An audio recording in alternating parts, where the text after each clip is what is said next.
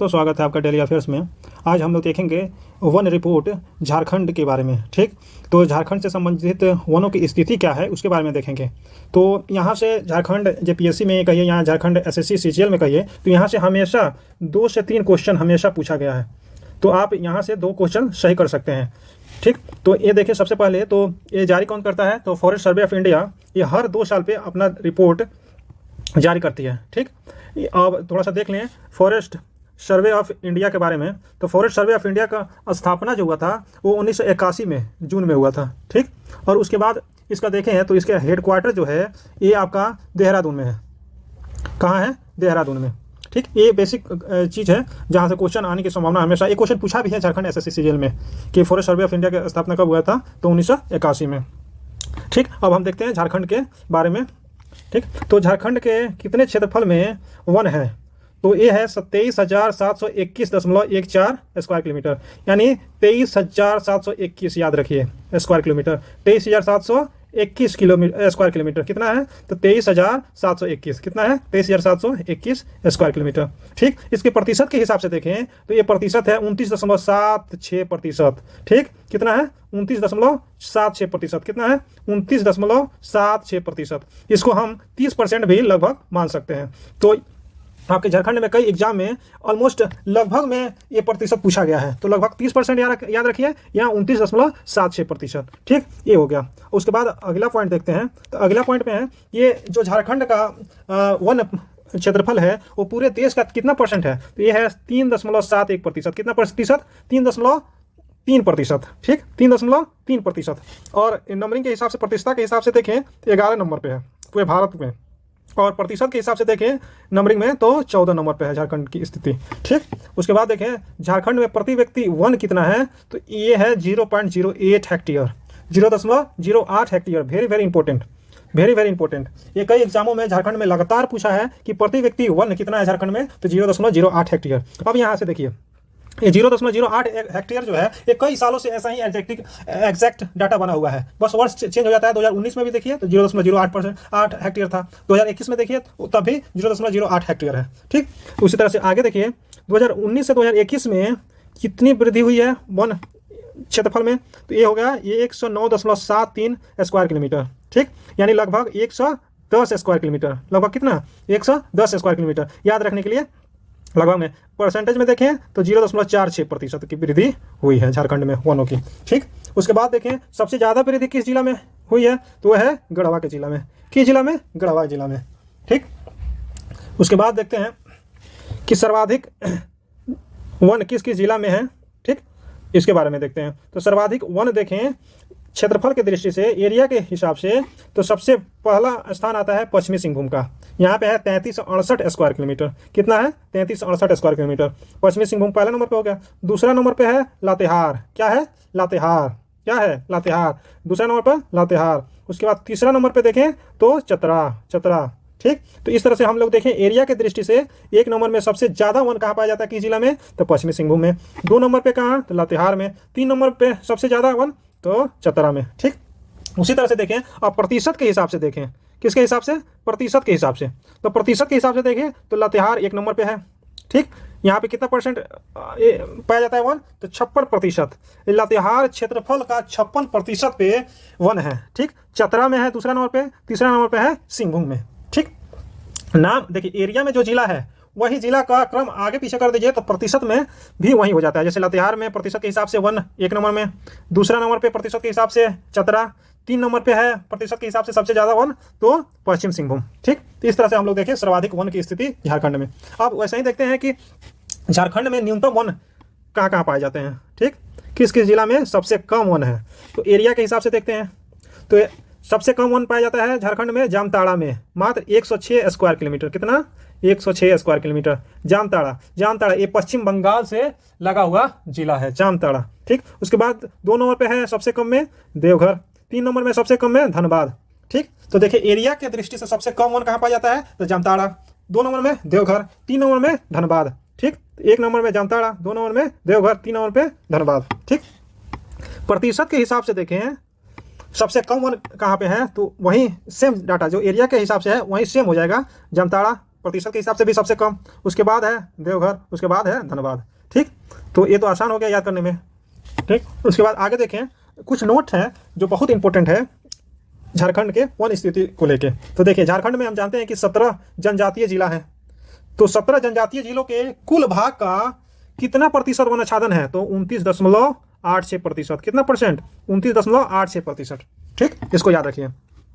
उसके बाद देखिए, दूसरा नोट्स है, उसमें दूसरा नोट्स में जैसे रिकॉर्डेड वनों की श्रेणी, झारखंड में रिकॉर्डेड वनों की श्रेणी में देखें तो संरक्षित वन जो है ये 75.35% है। ठीक, संरक्षित वन कितना है? 75.35%। ठीक, और सबसे ज़्यादा हजारीबाग में संरक्षित वन है। ठीक, आरक्षित वन देखें तो सबसे ज़्यादा कहाँ है? तो पश्चिमी सिंहभूम कितना परसेंट है आरक्षित वन झारखंड में? तो 17.9%। ठीक, अवर्गीकृत वन देखें तो झारखंड में कितना है? तो 6.75%। ये है साहेबगंज में सबसे ज़्यादा अवर्गीकृत वन। तो इस तरह से देखें कि रिकॉर्डेड वन की श्रेणी में सबसे ज़्यादा कौन सा है तीनों में? तो ये हो जाएगा आपका संरक्षित वन। ठीक, और ये हो गया संरक्षित वन। अब हम देखते हैं एक एक करके कि संरक्षित वन किसको कहेंगे और उसके बाद आरक्षित वन किसे कहेंगे, अवर्गीकृत वन किसे कहेंगे। तो देखिए, संरक्षित वन उसको कहेंगे जो सबसे ज़्यादा प्रतिबंधित होता है। संरक्षित वन सबसे ज़्यादा प्रतिबंधित होता है। यहाँ पे आप किसी प्रकार का एक्टिविटी नहीं कर सकते हैं। ठीक, किसी प्रकार का एक्टिविटी नहीं कर सकते हैं। आरक्षित वन में आप सहमति लेके आप एक बार स्वीकृति लेके इसमें एक्टिविटी कर सकते हैं। और अवर्गीकृत वन वो वन होते हैं जो संरक्षित और आरक्षित दोनों वन के अलावा जो वन बच जाते हैं वो अवर्गीकृत वन कहलाते हैं। ठीक, आगे देखते हैं। आगे अगला नोट है कि खुला वन देखें, खुला वन में झारखंड सबसे ज़्यादा हजारीबाग में है। खुला वन झारखंड में सबसे ज़्यादा कहाँ है? हजारीबाग में। ठीक, उसके बाद देखिए, जैसे कि हम जानते हैं वनों के प्रकार में, जैसे कि अति सघन वन होता है, फिर मध्यम सघन होता है, उसके बाद आपका खुला वन होता है। ठीक, तो सबसे ज़्यादा खुला वन झारखंड में कहाँ है? हजारीबाग में। उसके बाद देखिए अगला नोट यहाँ पे है कि झारखंड सरकार द्वारा वन नीति निर्माण किया गया है। कौन नीति बनाया गया है? वन नीति। वन से संबंधित झारखंड में एक वन नीति बनाया गया है, जिसका उद्देश्य क्या है इसको हम देखें एक एक करके। यहाँ से क्वेश्चन पूछ लिया जाता है झारखंड में। ठीक, तो इसका उद्देश्य क्या है वन नीति का? तो सबसे पहला देखिए इसमें क्या क्या प्रावधान है, उसमें उसको पहला देखिए कि प्रत्येक वन में प्रत्येक गाँव में एक वन समिति होगी जिसमें गांव के प्रत्येक परिवार का एक सदस्य होगा। ठीक, दूसरा इसके प्रावधान है कि ग्रामीणों की आवश्यकता के अनुसार वृक्षारोपण होनी चाहिए। ठीक, अब देखिए, पहले तो हम लोग देख लिए कि हर गांव में एक वन समिति होनी चाहिए। ठीक, जिसका गांव के प्रत्येक परिवार एक सदस्य हो, हर गांव में एक वन समिति हो, उसमें उस समिति में सदस्य कौन हो? तो गांव के प्रत्येक परिवार का एक सदस्य उसमें सदस्य हो। ठीक, उसके बाद देखते हैं दूसरा जो उसका प्रावधान है कि जो हम लोग वृक्षारोपण करें वो ग्रामीणों के आवश्यकता के अनुसार वृक्षारोपण करें। ये नहीं कि अब वो बरगद का पेड़ लगा दिया, पीपल का पेड़ लगा दिया या ऐसा पेड़ लगा दिए जो उस ग्रामीणों की आवश्यकता को पूर्ति ही नहीं करें। ठीक, तो इसलिए उसी वन का वृक्षारोपण करना है जो ग्रामीणों की आवश्यकता के अनुसार हो। ठीक, अब तीसरा देखते हैं इसमें कंडीशन, तो वन उत्पादन की सरकारी एजेंसियों के माध्यम से खरीद की जाएगी। इसका तीसरा प्रावधान वेरी इंपॉर्टेंट। अगर मान लें कि वन तो लगा दिए, उससे उत्पादन भी होने लगा, और उत्पादन होने लगा तो उत्पादन खरीदेगा कौन? तो इसमें प्रावधान किया गया है कि सरकारी एजेंसियां इसको खरीदेगी। ठीक, उसके बाद चौथा जो प्रावधान है उसमें ये है कि वनों की सुरक्षा का भार ग्रामीणों और वन विभाग के ऊपर होगा। ठीक, अब मतलब ये कि वन लग गया, प्रत्येक गांव में सदस्य भी बन गए, किस प्रकार का वन लगना चाहिए ये भी डिसाइड हो गया।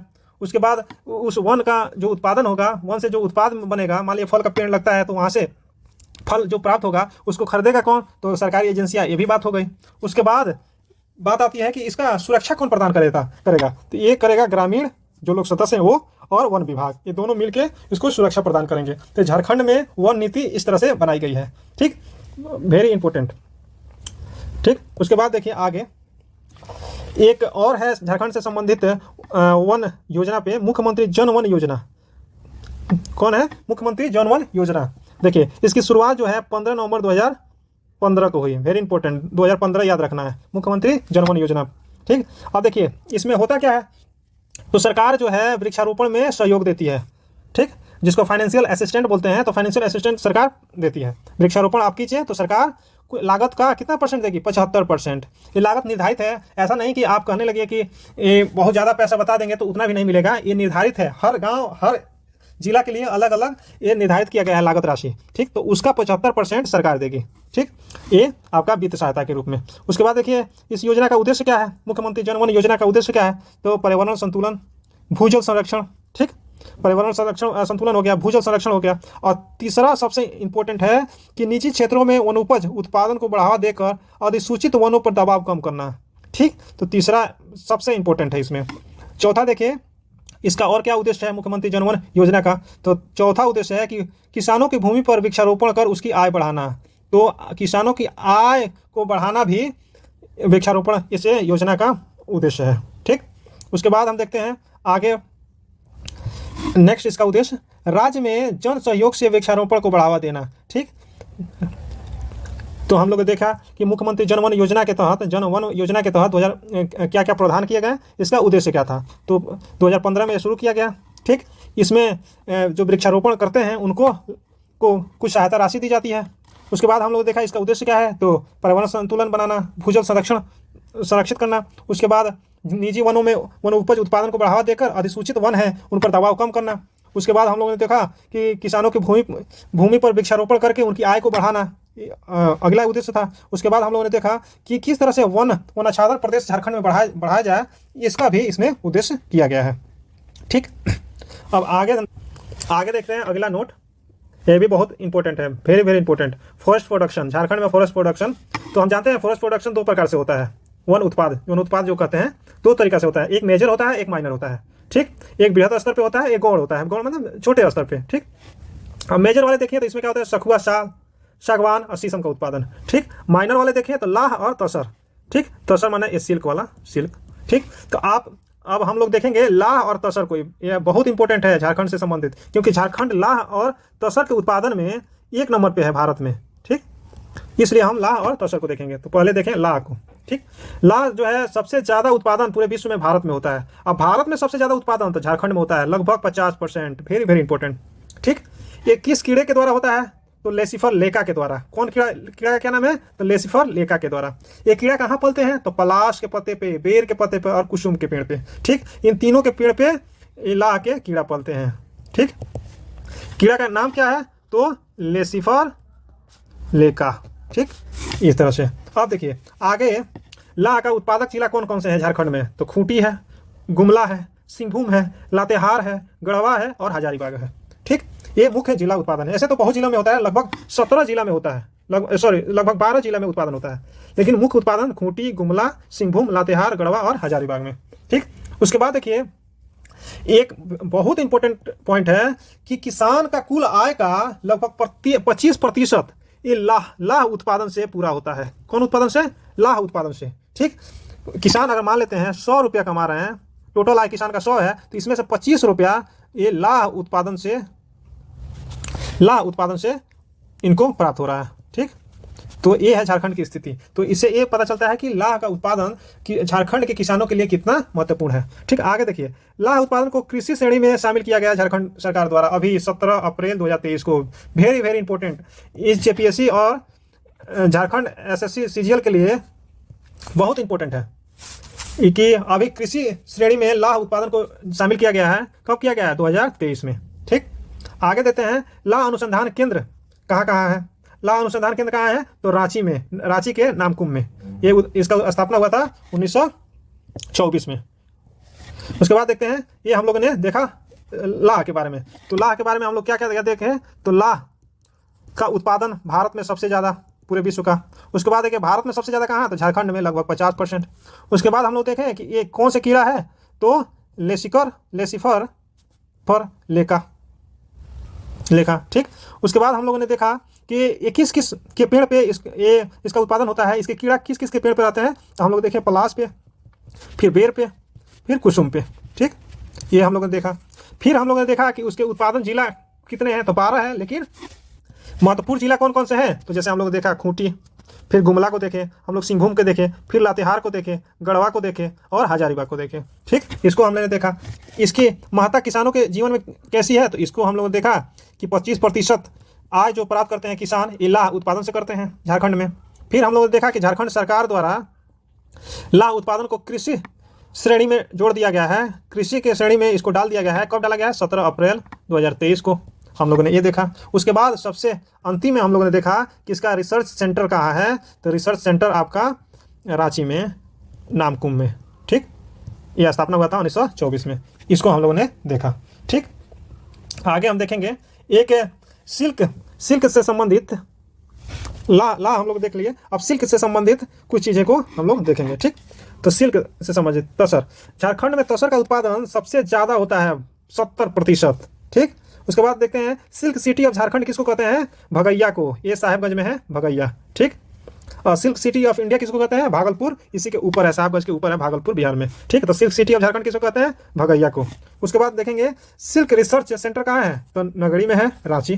ठीक, उसके बाद एक स्कीम झारखंड सरकार का सिल्क से संबंधित बहुत महत्वपूर्ण स्कीम है, उसको कहते हैं झारक्राफ्ट। ये 2006 में शुरू किया गया था। ठीक, झारक्राफ्ट कब शुरू किया गया था? 2006 में। ठीक, ये सिल्क से संबंधित है। उसके बाद देखिए इसी के तहत 4 पार्क बनाए गए हैं झारखंड में, रांची में, गिरिडीह में, खरसावां में और देवघर में। ठीक, तो ये 4 पार्क बनाए गए झारखंड में। तो हम लोगों ने देखा कि सिल्क के बारे में। ठीक, सिल्क के उत्पादन में झारखंड भारत के 1 नंबर पे है और ये लगभग 70% पूरे भारत का उत्पादन करता है। दूसरा हम लोगों ने देखा कि सिल्क सिटी ऑफ झारखंड किसको कहते हैं, तो हम लोगों ने देखा भगैया को। ये भगैया जो है आपके साहेबगंज में है। ठीक, उसके बाद हम लोगों ने देखा कि झारखंड सरकार द्वारा सिल्क से संबंधित एक योजना चलाई जा रही है,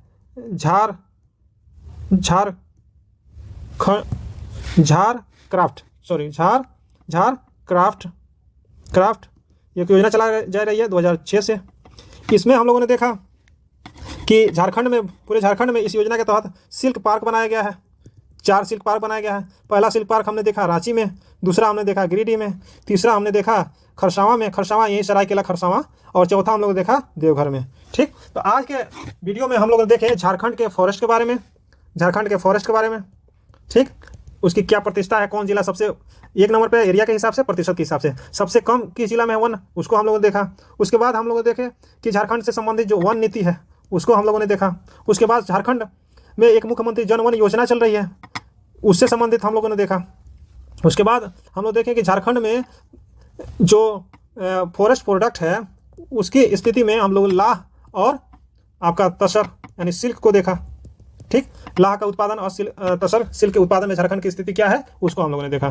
तो आज के लिए इतना ही। Thank you very much.